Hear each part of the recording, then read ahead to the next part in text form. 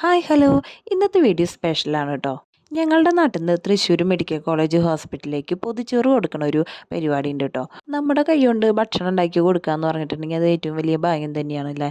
ഇതിൻ്റെ കഞ്ഞി പൊതിച്ചോറാണ് കേട്ടോ. ഞാൻ ആദ്യമായിട്ടാണ് പൊതിച്ചോറ് ഉണ്ടാക്കണത്. കണ്ടിട്ടുണ്ടെങ്കിലും ഇതെങ്ങനെയാണ് സ്വന്തമായിട്ട് ചെയ്യുമ്പോൾ ഉണ്ടാവുന്ന ഒരു ടെൻഷൻ ഉണ്ടല്ലോ, അതെനിക്ക് നന്നായിട്ടുണ്ട്. അപ്പോൾ നമുക്ക് നോക്കാം അല്ലേ. അരി ചൂടുവെള്ളത്തിൽ കഴുകിയിട്ട് മാറ്റി വെച്ചിട്ടുണ്ട്. ഇപ്പോൾ സാമ്പാറിനുള്ള കഷ്ണങ്ങളാണ് കേട്ടോ അരിയുന്നത്. കുറേ കഷ്ണങ്ങളൊന്നും എടുത്തിട്ടില്ല. സിമ്പിളായിട്ടുള്ളൊരു സാമ്പാറായിട്ടാണ് ഉണ്ടാക്കുന്നത്. അപ്പോൾ നമുക്ക് ചോറ് സെറ്റാക്കാം കേട്ടോ. അപ്പോൾ അതാ ഞാൻ കുക്കറിൽ അരി ഇട്ടിട്ട് അതിൽ വെള്ളം ഒഴിച്ചിട്ട് കുക്കർ സെറ്റാക്കി വെക്കുകയാണ് കേട്ടോ. സാമ്പാറിനുള്ള കഷ്ണങ്ങളൊക്കെ അരിഞ്ഞ് വെച്ചിട്ടുണ്ട് കേട്ടോ. അപ്പോൾ ഇനി നമുക്ക് സാമ്പാർ ഉണ്ടാക്കാം. അപ്പോൾ തൊട്ടപ്പുറത്തെ സ്റ്റൗമ്മേ കുക്കറിൽ സാമ്പാർ വെച്ചിട്ടുണ്ട്.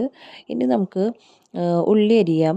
ഉള്ളി എന്തിനാന്ന് വെച്ചിട്ടുണ്ടെങ്കിൽ ബീട്രൂട്ട് ഉപ്പേരി വെക്കാനാണ് കേട്ടോ. അപ്പോൾ ഉള്ളിയും വെളുത്തുള്ളി എടുത്തിട്ടുണ്ട്, അത് അരിഞ്ഞ് വെക്കുക. അപ്പോൾ ചട്ടി നമ്മൾ സ്റ്റൗമ്മേ വെച്ചിട്ടുണ്ട്, വെളിച്ചെണ്ണ ഒഴിച്ചു. ഇനി നമുക്ക് അരിഞ്ഞ് വെച്ചിരിക്കണ ഉള്ളി എടുത്തിട്ട് നന്നായിട്ട് വഴറ്റിയെടുക്കാം കേട്ടോ.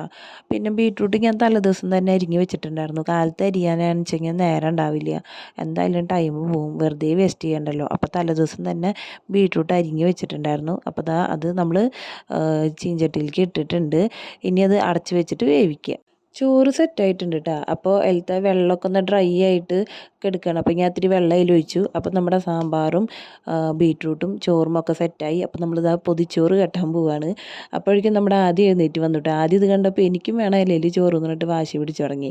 അപ്പോൾ ഇനി എന്തായാലും ആദ്യം ഇലയിൽ ചോറ് കൊടുക്കണം, അല്ലെങ്കിൽ അവിടെ ഒരു യുദ്ധം ഉണ്ടാവും. എനിക്ക് പൊതിച്ചോറ് എങ്ങനെയാണ് സെറ്റാക്കേണ്ടതെന്ന് അറിയില്ല. അപ്പം ഞാൻ അമ്മേനെ വിളിച്ചു. അമ്മേനെ വിളിച്ചപ്പോൾ അമ്മ പറഞ്ഞു തന്നു കേട്ടോ എങ്ങനെയാണ് ചെയ്യേണ്ടതെന്ന് പറഞ്ഞു തന്നു. അപ്പോൾ അതേപോലെയൊക്കെ ഞാൻ ചെയ്തിട്ടുണ്ട്. പക്ഷെ നല്ലൊരു ടെൻഷൻ ഉണ്ടെങ്കിൽ അത് മടക്കുമ്പോൾ ഇനി പൊട്ടി പോവാന്നൊക്കെ ഉണ്ടായിരുന്നു. സാമ്പാർ വേറൊരു കവറിലാക്കിയിട്ട് ഒഴിച്ച് സെറ്റാക്കി വെച്ചിട്ടുണ്ട് കേട്ടോ.